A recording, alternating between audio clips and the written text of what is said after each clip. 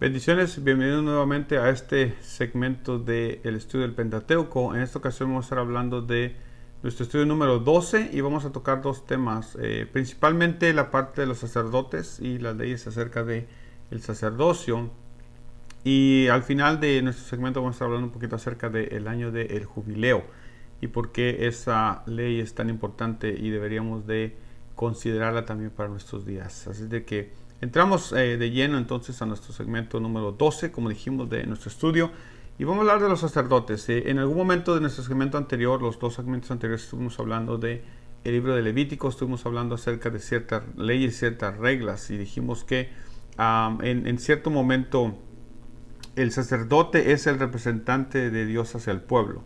Es el representante del pueblo hacia Dios, dijimos en el día de la gran expiación, por ejemplo, Levítico 16, el sacerdote se viste con sus vestiduras más sencillas, más humildes, porque está representando o está yendo delante de Dios para representar al pueblo.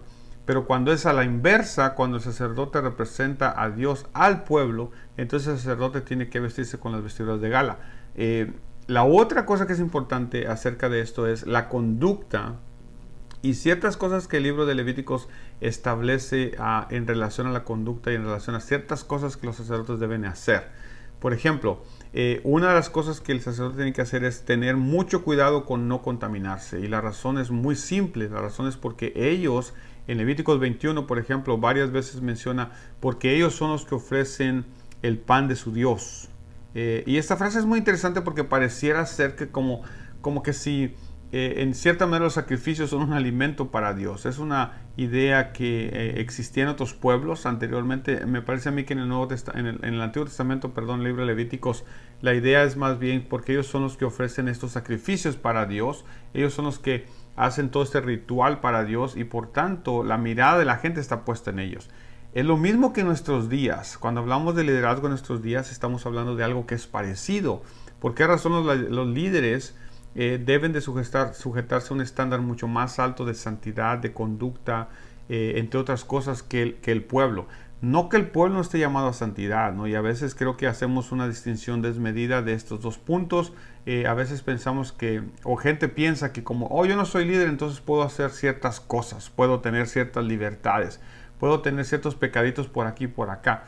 No es lo que Dios nos está pidiendo, pero sí es una realidad de que cuando usted y yo estamos en posiciones de liderazgo, entonces necesitamos estar conscientes de que todas las miradas están en nosotros, y especialmente porque en nuestros días estamos hablando de que los líderes no solamente modelan, sino también predican y enseñan a la gente cómo vivir para Dios. Entonces es obvio que si yo como líder o usted como líder estamos enseñándole a otra persona cómo vivir para Dios, se supone o se espera por lo menos que usted y yo vivamos de esa manera, que no solamente seamos buenos para predicarlo o lo podamos enseñar muy bien, pero que no lo practiquemos.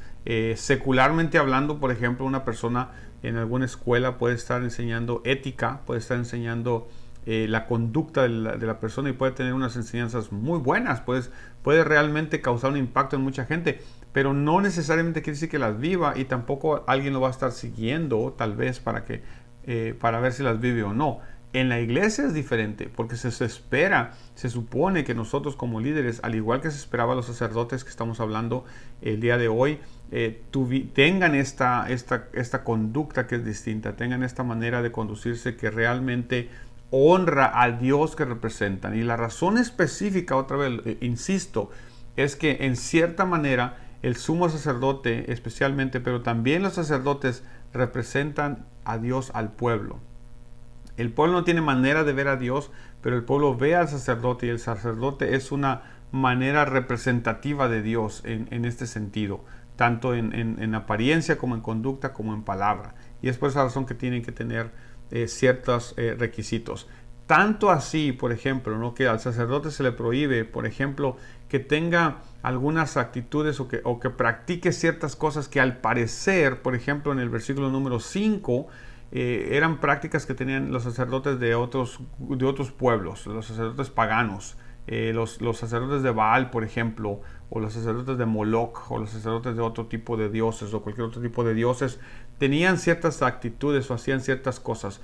Una de las razones por las que creemos que esto es así es porque en el evento que tenemos en el Antiguo Testamento de Elías confrontando a los sacerdotes, a los profetas de Baal, perdón, no sacerdotes sino profetas, pero estas personas cuando están tratando de convencer a Baal de que envíe fuego, si usted se acuerda que dice que se tajaban, ¿no? Aparentemente se cortaban la piel como para que provocar con eso que su Dios reaccionara o que su Dios hiciera algo. Entonces es probable que una de las razones por las cuales el versículo 5 de Levíticos 21 nos habla acerca de hacer tonsura en su cabeza o de raer la punta de su barba y que no se hagan rasguños en su carne, tiene que ver con este tipo de actitudes o de este tipo de prácticas que los sacerdotes de otros pueblos tenían. En otras palabras, Israel no tiene que imitar lo que otros pueblos hacen. Los sacerdotes no tienen que imitar lo que otros sacerdotes hacen. Israel tiene sus propias reglas y Dios tiene su manera de conducirse, y esta manera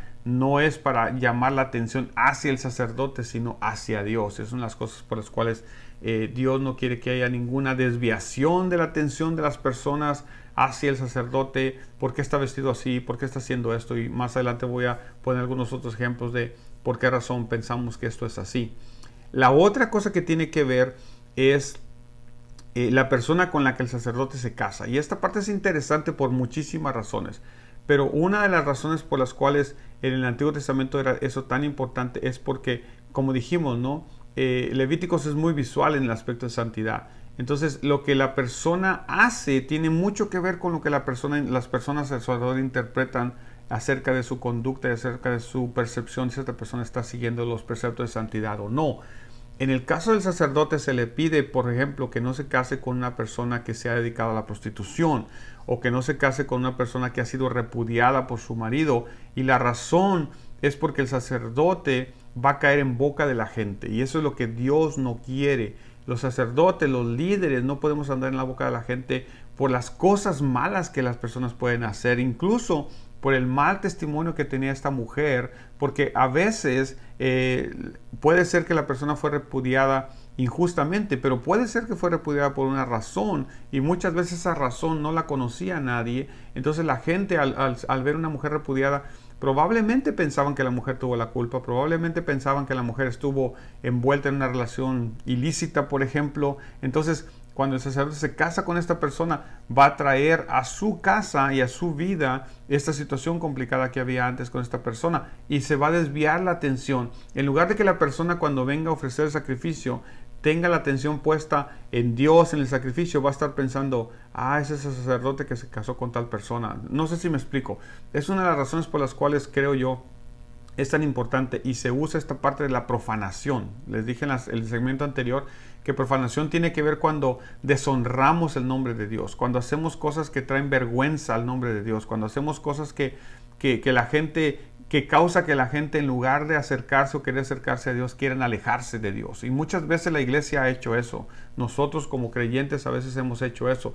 Hemos tenido conductas que en lugar de acercar a las personas que no conocen de Dios, los alejan. Que en lugar de que tengan un deseo de buscar y conocer de Dios, quieren mejor no volver a la iglesia o no acercarse a ninguna iglesia. Eso es a lo que estamos hablando. Eso es profanar el nombre de Dios en cierta manera. Entonces, cuando el sumo sacerdote hace ciertas cosas que tal vez no son malas en sí, tal vez no es un pecado en sí, pero por causa de ser el sumo sacerdote no debería de ser eso. Note, por ejemplo, que no se le prohíbe a otra persona esas cosas, se le prohíben al sumo sacerdote, se le prohíben al sacerdote. ¿Por qué? Porque el sacerdote tiene, y especialmente el sumo sacerdote, tiene la unción de Dios sobre su cabeza, dice el texto, y eso lo hace diferente de todos los demás. No es que lo haga mejor persona necesariamente, pero tiene una responsabilidad mucho más grande. Entonces nosotros como creyentes tenemos ciertas responsabilidades, pero cuando entramos al liderazgo, usted y yo tenemos que recordar que nuestra responsabilidad se hace cada vez más grande y más grande. Entre más grande sea o entre más importante sea la responsabilidad que usted y yo tenemos, mucho más grandes serán las responsabilidades y mucho más cuidado tenemos que tener de las cosas que hacemos, de las que no hacemos, de las cosas que decimos, cómo las decimos, entre otras muchas cosas. El pastor de una iglesia, por ejemplo, tiene una responsabilidad mucho más grande que cualquier otra persona y tiene que tener mucho más cuidado de las cosas que hace, que no traigan cuestionamientos en la mente de la gente, que no la gente esté pensando otra cosa, que cuando el líder está enseñando, predicando, liderando, la gente no esté pensando en lo que la persona está haciendo mal, sino que esté pensando en lo que Dios está haciendo a través de esta persona. Esa es una de las virtudes, es una de las cosas que es difíciles en el liderazgo, pero que usted y yo necesitamos esforzarnos para poder cumplir. Otra vez, ¿por qué razón están puestas estas leyes aquí? Porque son como un ejemplo para usted y para mí de las cosas que necesitamos hacer. El otro punto que es interesante en cuanto a los sacerdotes es el hecho de la familia.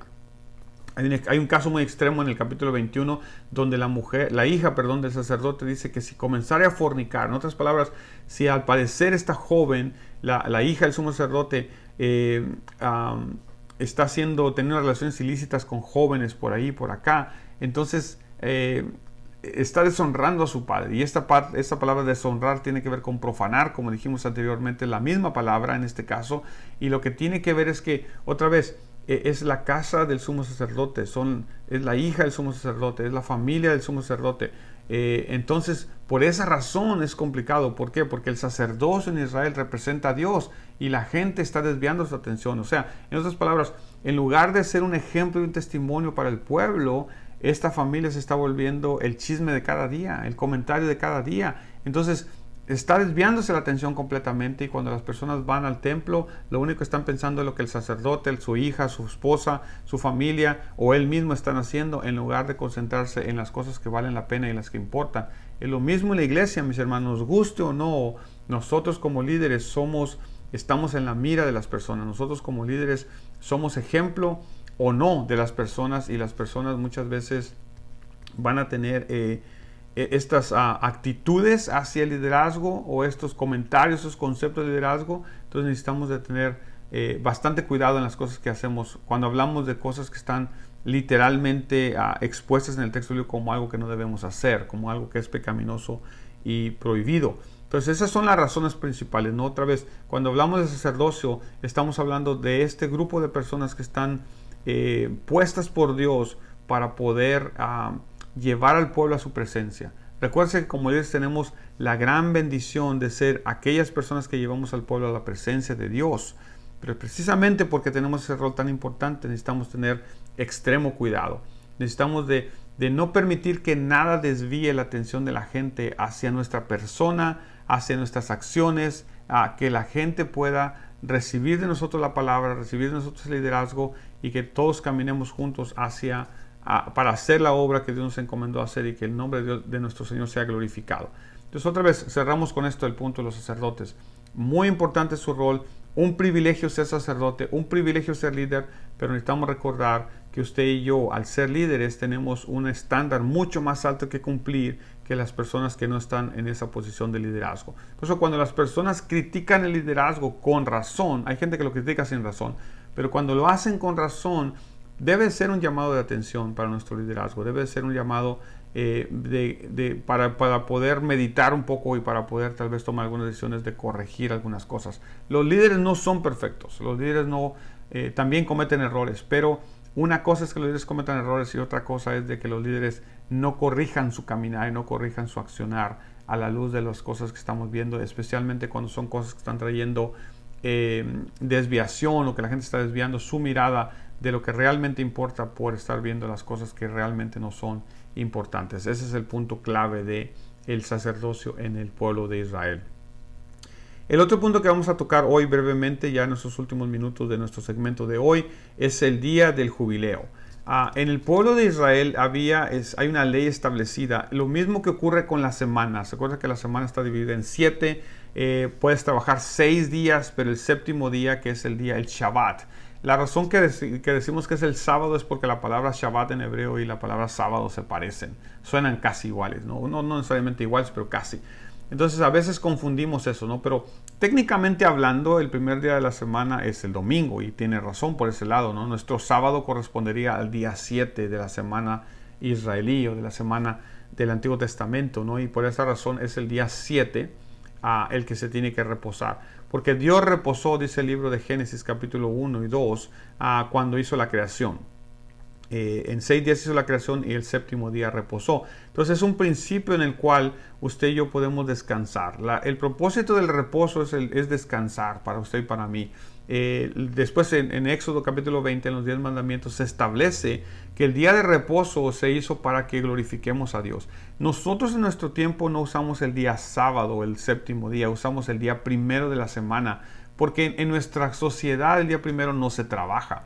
El día primero es el día del Señor. Y la razón que el calendario está establecido de esa manera, o la práctica del calendario está establecida de esa manera, que no trabajamos el día primero de la semana, que es el domingo, sino que comenzamos a trabajar en el segundo día de la semana, que es el lunes, es porque la iglesia y mucho de nuestra sociedad está establecida bajo principios judeo-cristianos, especialmente cristianos, en los cuales entendemos que nuestro Señor resucitó el primer día de la semana, y por eso nos reunimos en la iglesia el día domingo, que es el primer día de la semana, para celebrar la resurrección de nuestro Señor y el comienzo de la iglesia, obviamente a través de su resurrección. Por eso lo hacemos ese día. Pero otra vez, volviendo al punto, ¿cuál es el punto del día de reposo? El día de reposo está diseñado para que descansemos, para que repongamos las fuerzas. Es importante descansar. En muchas denominaciones, por ejemplo, se les insiste a los ministros, a los pastores, a los líderes, que tengan un día de descanso, en un día en el cual puedan alejarse de todas las actividades y puedan reposar, porque su cuerpo, su mente necesita descanso. Todo el mundo necesita descanso, ¿no? Los médicos incluso dicen que si usted trabaja 7 días a la semana por un largo periodo de tiempo, todos esos días que usted no descansó ya no los puede recuperar, ¿no? Su cuerpo se ha desgastado de tal manera que aunque usted diga, oh, me voy a tomar unas vacaciones de 3 meses, lo que usted ya desgastó no se puede recuperar. Bueno, de acuerdo con algunos. Entonces, otra vez, es importante el día de reposo, pero cuando hablamos del jubileo, hablamos de una combinación de días de reposo, ¿no? Al igual que la persona no debe trabajar el séptimo día, Dios establece que la tierra tampoco debe ser sembrada el séptimo año. Y ese es un paso de fe para las personas, ¿no? Y es una de las razones. En el Antiguo Testamento Dios le enseña a Israel de muchas diferentes maneras cómo practicar su fe. Son lecciones de fe. Por ejemplo, cuando venían en el camino del desierto, Dios les daba maná todos los días. Todos los días salían en la mañana, recogían el maná y comían. Pero el día sexto tenían que recoger doble porción para poder que les aguantara hasta el día primero otra vez. Porque el día séptimo no podían salir a recoger maná, es más, no había maná el día séptimo, ¿cierto? Entonces no podían hacerlo. Entonces tenían que recoger doble. Entonces, pero al mismo tiempo pudo haber personas que el día primero de la semana, el día segundo de la semana dijeron, bueno, yo voy a recoger dos porque no quiero venir mañana. Bueno, el maná se echaba a perder. El único día que no se echaba a perder era el día sexto para amanecer el séptimo. Otra vez, les duraba 2 días, pero era el único día, por un, obviamente, milagro de Dios, eso ocurría. Pero está tratando Dios de enseñarles algo. ¿Por qué razón Dios no les daba una cantidad grande y así no tenían que preocuparse? Porque Dios los está enseñando a través de estos pequeños ejemplos a confiar en Él, a depender de Él y no de lo que puedan agarrar o no de lo que puedan cosechar o no de lo que puedan obtener. Es lo mismo con los días de reposo, los años de reposo. El séptimo año tenían que dejar a la tierra descansar. No tenían que sembrar, no tenían que arar, no tenían que hacer nada. Todo lo que produjeran los árboles frutales, por ejemplo, todo lo que la tierra produjera ese año, no lo podían tocar, no lo podían agarrar porque era para que la tierra volviera otra vez a tomar del mismo fruto, se echara a perder, se descompusiera y sirviera en cierta manera como abono a la tierra. Entonces, todo este proceso tiene que ver con 2 cosas. Uno, evitar la avaricia en Israel. ¿Por qué? Porque en algún momento la gente va a decir, yo voy a sembrar el séptimo año porque voy a agarrar más dinero y voy a tener más. Pero probablemente esa es la razón por la cual Dios establece este año, porque quiere evitar en el corazón de su pueblo esta avaricia, este deseo de tener más, que hoy en día, honestamente, mis hermanos y hermanas, nos está realmente consumiendo por dentro. Esta idea de tener más. El país donde vivimos, no sé dónde usted viva, pero el país donde vivimos, en Estados Unidos, esta idea de tener más, esta idea de alcanzar, de guardar en el banco, de tener, si tengo un carro quiero 2, si tengo una casa quiero 2, si tengo 3 quiero 4. Esta idea de no tiene fin. Y a veces nosotros como pueblo de Dios también hemos caído en cierta manera en estos problemas de avaricia, en estos problemas de querer tener más. Y cuando no tenemos, codiciamos, como dice Santiago, ¿no? Entonces este problema está en el corazón del ser humano y Dios a través de estos mensajes, a través de estas leyes, está tratando de frenar este punto, ¿no? Acuérdense que lo estoy diciendo. 6 años podían sembrar la tierra, el 7º año no. Pero después el año del jubileo es el año en el cual Dios realmente prueba a Israel doble. ¿Por qué? Porque en el año del jubileo es el año 50. Entonces note, tienes 7 periodos de 7 que da 49 años. Pero el año 49 por regla no pudiste sembrar porque es el séptimo año del último periodo de 7. Entonces el año 49 no pudiste sembrar y el año 50 tampoco vas a poder sembrar. En otras palabras, cada 50 años Israel tenía que dejar la tierra descansar 2 años, el año 49 y el año 50. Quiere decir que el año 48 usted tenía que ahorrar todo lo que pudiera para que le aguantara 2 años, porque hasta el año 51 usted podía volver a sembrar y cosechar la tierra. Eso es una prueba de fe. Por eso le decía, muchas veces Dios hace estas cosas para probar nuestra fe, para ver dónde está nuestro corazón, para ver si nuestro corazón está dependiendo en lo que Él puede hacer o ya está dependiendo más en lo que nosotros podemos hacer, en nuestros planes, en nuestra manera de hacerlo.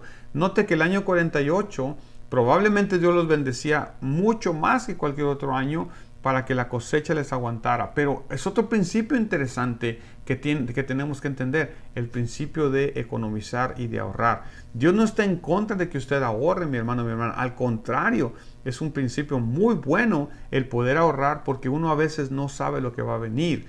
A veces nosotros vivimos la vida como que si todo el tiempo vamos a estar recibiendo cheque, como que si todo el tiempo vamos a estar teniendo este buen puesto, este buen sueldo que tenemos hoy en día, y probablemente no va a ser así. Entonces, las lecciones que Dios trata de enseñarle al pueblo a través de estas leyes son muy importantes. Lamentablemente el pueblo de Israel, igual que nosotros, muchas veces no pusieron atención en las leyes. Incluso la interpretación de los sacerdotes va a ser que la razón por la cual Israel fue al exilio fue porque no dejaron descansar la tierra. En otras palabras, no obedecieron el año del jubileo, sino que siguieron sembrando la tierra todos los años. La tierra no reposó y por esa razón van a estar 70 años en el exilio. Para que dejen a la fuerza, van a tener que dejar de descansar la tierra. Y es lo mismo que pasa con nosotros a veces, hermanos. Miren, nosotros a veces trabajamos y trabajamos y trabajamos y no descansamos, no tomamos vacaciones, no tomamos un día de reposo porque queremos ahorrar para esto, queremos comprar esto, queremos lograr esta meta, queremos tener esto. Y muchas veces por el trabajo, el esfuerzo, el cansancio, llega el punto en el cual nos enfermamos y después a la fuerza tenemos que dejar todo, tenemos que tirar todo. Y a veces, lamentablemente, con los costos excesivos del sistema de salud, de las medicinas y todo lo demás, a veces perdemos lo poquito que hemos ahorrado con una simple enfermedad. Entonces, seamos sabios, mis hermanos, mis hermanas. Oigamos la voz de Dios. Estos pasajes yo sé que están en el Antiguo Testamento. Yo sé que muchas personas no hablan de estos puntos. No hablamos casi nunca en la iglesia de esto. Pero son puntos que son muy importantes porque Dios, a través de estas leyes, quiere enseñarnos ciertos principios que realmente van a cambiar y transformar nuestra vida y nos van a hacer ser un mejor pueblo, ser mejores creyentes y vivir en armonía unos con otros y vivir también en armonía con la creación que Dios nos dio. Hoy en día, por ejemplo, tenemos una crisis terrible. ¿Por qué? Por tantos abusos que le hemos hecho a la creación de Dios. Estamos contaminando cada día más y más. Estamos haciendo cantidad de cosas. ¿Por qué? Por el afán del dinero. O sea, nos ha conquistado nuestro corazón el tener más, el querer más, el hacer más cosas, que se nos olvida que somos administradores de esta tierra. Oigamos nuevamente el Antiguo Testamento porque creo yo que tiene algunas lecciones muy importantes que comunicarnos para nosotros en nuestra vida. Esta ha sido la sesión número 12. Espero que haya sido de bendición para ustedes. Nos vemos en la próxima. Bendiciones.